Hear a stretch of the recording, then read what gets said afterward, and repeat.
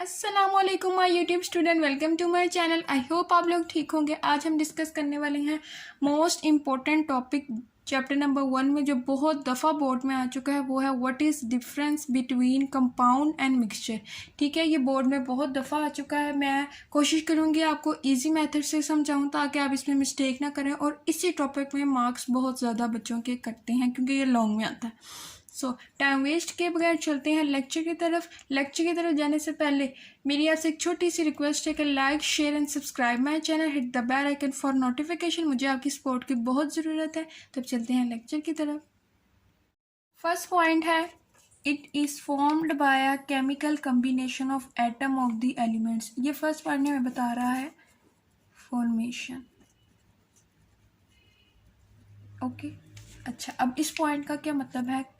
Chemical combination, कौन से ऐसे एलिमेंट्स हैं जो मिलकर केमिकली कंबाइन होकर हमें कंपाउंड देते हैं। एग्जांपल ले लेते हैं, ये कार्बन प्लस ऑक्सीजन, ये केमिकली कंबाइन होती हैं तभी हमें कार्बन डाइऑक्साइड मिलती है। ठीक है, हाइड्रोजन और ऑक्सीजन को केमिकली कंबाइन किया जाता है तभी हमें H2O मिलता है। ओके, इसको चेंज नहीं किया जा सकता। नेक्स्ट पॉइंट है मिक्सचर का।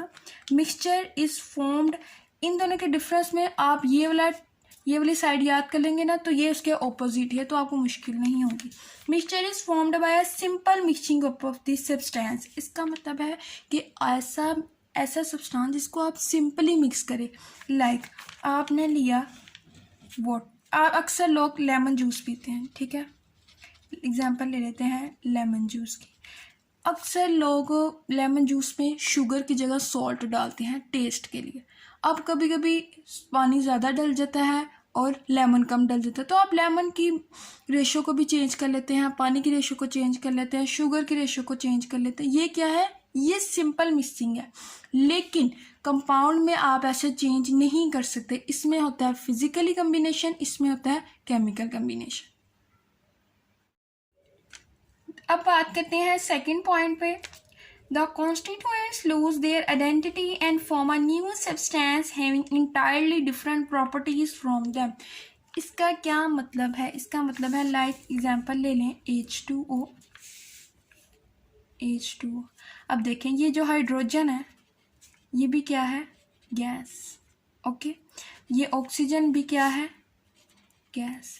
लेकिन जब ये मिलती है, means H2O plus oxygen, means hydrogen और ऑक्सीजन मिलते हैं, तो रिजल्ट में क्या बनता है? वाटर। जबकि ये भी गैस है, ये भी गैस है, लेकिन हमें रिजल्ट में क्या मिलता है? लिक्विड।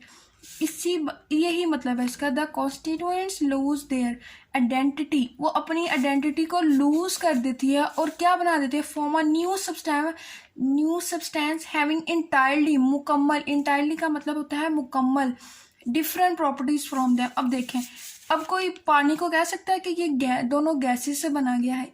हाइड्रोजन भी गैस है, ऑक्सीजन भी गैस है, लेकिन हमें रिजल्ट में क्या मिला है? लिक्विड। मिक्सचर में mixture show their property of the constituents. इसका क्या मतलब है? इसका मतलब है कि आपने एक बीकर में लिया पानी, प्लस आपने इसमें ऐड कर दी सैंड। अब पानी क्या करेगा? पानी ऊपर ही लेगा और सैंड नीचे बैठ जाएगी। ये है सैंड। पानी कभी भी सैंड में मिक्स नहीं होगा। इसका मतलब यही है कि मिक्सचर शो देयर प्रॉपर्टी, वो शो करेगा अपनी प्रॉपर्टी ऑफ द कॉन्स्टिट्यूएंट्स।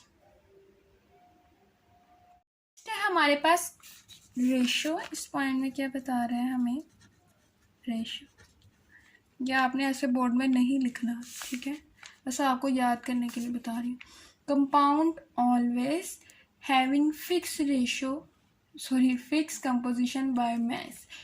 इस पॉइंट का मतलब है, एग्जांपल ले लेते हैं, ये है हमारे पास कार्बन, प्लस हम ले लेते हैं ऑक्सीजन। इसको जब किया जाए तो ये हमें रिजल्ट में देगा कार्बन डाइऑक्साइड।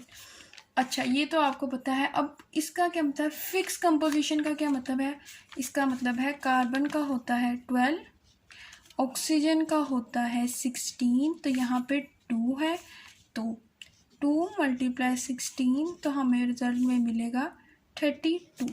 अब हम यहाँ पे लिखते हैं, इसका होता है 12, देन ये यहाँ पे 32, तब हमें मिलेगा 6, देन 16, देन 3 एंड 8। ये क्या है? ये है कार्बन डाइऑक्साइड की fix composition, means fix ratio.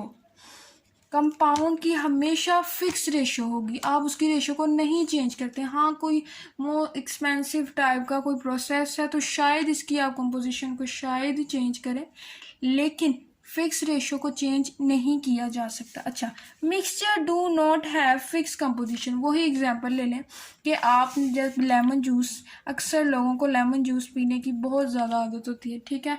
Mint भी का भी अक्सर लोग काफ़ी जूस पीते हैं। इसका मतलब ये है कि आप लेमन जूस में उसकी कंपोजिशन को, उसकी रेशो को चेंज कर सकते हैं। आप लेमन ज़्यादा भी डाल सकते हैं, कम भी डाल सकते हैं। जो लोग शुगर नहीं इस्तेमाल कर सकते वो हल्का सा सॉल्ट डाल लेते हैं। ये क्या है? ये मिक्सचर है। मिक्सचर में कोई रेशो नहीं होती। ओके, फोर्थ पॉइंट है हमारे पास, the components can not be separated. ये है हमारे पास पॉइंट है सेपरेशन का, ठीक है, सेपरेशन। अच्छा, the components can not be separated by physical mean. वही बात कर लेते हैं कि मैं यहाँ पे आप कभी भी कार्बन डाइऑक्साइड की, H2O की, किसी भी कंपाउंड की जो तकरीबन जिसमें केमिकल कम्बिनेशन हो, मीन्स वो केमिकली उसको कंबाइन किया गया हो, आप कभी भी उसकी रेशो को चेंज नहीं कर सकते। क्यों? वो है केमिकल प्रोसेस। फिजिकल मेथड कभी भी कंपाउंड में अप्लाई नहीं होता। अच्छा, अब the components can be separated by simple physical method. वही बात, आपने लेमन जूस बनाया, उसमें लेमन कम है, आप 2 भी डाल देते, 3 भी डाल देते, क्यों? इसकी आप रेशो चेंज कर सकते हैं। वही बात यहाँ पे हो रही है। यहाँ पे अप्लाई होता है केमिकल मेथड, यहाँ पे अप्लाई होता है फिजिकल मेथड। नेक्स्ट पॉइंट पे बात करते हैं हम। पॉइंट है हमारे पास, every compound is represent by chemical formula. Okay, यहाँ पे हम रिप्रेजेंट कर लिख देते हैं कि रिप्रेजेंट किससे किया जाता है। ओके, अच्छा, every compound is represented by a chemical formula. इसका क्या मतलब है? इसका मतलब है कि कंपाउंड को हमेशा रिप्रेजेंट किया जाता है केमिकल से। हमेशा नहीं कह सकते हैं, every compound is represent, her compound represent किया जाता है केमिकल फॉर्मूले से। लाइक एग्जांपल ले लेते हैं, कौन सा केमिकल फॉर्मूला? लाइक CaO, इसको क्या कहते हैं? इसको कहते हैं कैल्शियम ऑक्साइड। क्या कहते हैं? इसको कहते हैं कैल्शियम ऑक्साइड। ये है केमिकल फॉर्मूला।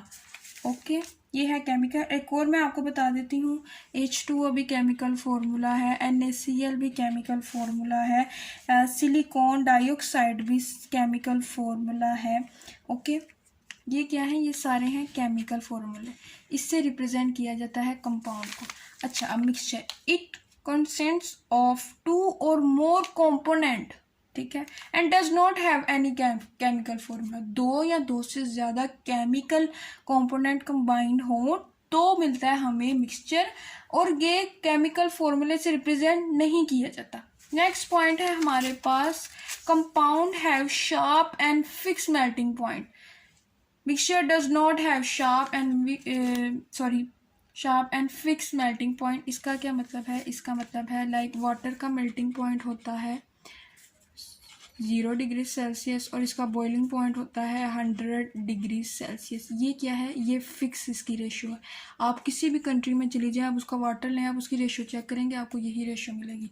ये क्या है? ये फिक्स रेशो है। ये एग्जांपल किसकी होगी? कंपाउंड की। जबकि मिक्सचर की कोई फिक्स रेशो नहीं होती, क्योंकि आप इसकी रेशो को चेंज कर सकते हैं। मैंने आपको सारे पॉइंट समझा दिए हैं। तो ये लॉन्ग सबसे ज़्यादा इम्पोर्टेंट है, आप किसी भी पास्ट पेपर में खोल के देख लेंगे, ज़रूर आता है, और इसमें बहुत एग्जामिनर मिस्टेक भी निकालता है। सबसे ज़्यादा बच्चों के इस लॉन्ग क्वेश्चन में, जहाँ तक मैंने देखी है, मिस्टेक निकलती हैं। एक स्पेलिंग मिस्टेक की, सेकंड पॉइंट मीन्स यहाँ सही लिखे होते हैं, यहाँ गलत लिखते हैं, यहाँ गलत लिखे होते हैं, यहाँ सही लिख देते हैं, ठीक है। तो आपने एक एक पॉइंट को हेडिंग से देखे, मैंने आपको हेडिंग भी दी है कि फर्स्ट पॉइंट में आपने फॉर्मेशन बतानी है, सेकंड में प्रॉपर्टी, थर्ड में रेशो, फोर्थ में सेपरेशन, देन फिफ्थ में आपने रिप्रेजेंट, ठीक है, देन फिर आपने बताना है, फिर आपने इसकी रेशो को बता देना है, ठीक है। रेशो कर लें, फिक्स कर लें, जो भी करना है आप कर लें, लेकिन आपने इसको एज इट इज़ ही लिखना है ताकि आप लोग इसमें 5/5 ले सकें। ओके, तो आज का ये टॉपिक आई होप आप लोगों को समझ आया होगा। अगर आपको समझ आया है तो प्लीज़ मुझे कमेंट सेक्शन में बताएं। अगर नहीं समझ आया तो कोई बात नहीं, कोई मसला नहीं, मैं इसी टॉपिक पे वीडियो भी अपलोड कर दूँगी दोबारा अगर आप लोग कहेंगे तो मिलते हैं नेक्स्ट वीडियो में, तब तक के लिए अल्लाह हाफिज़।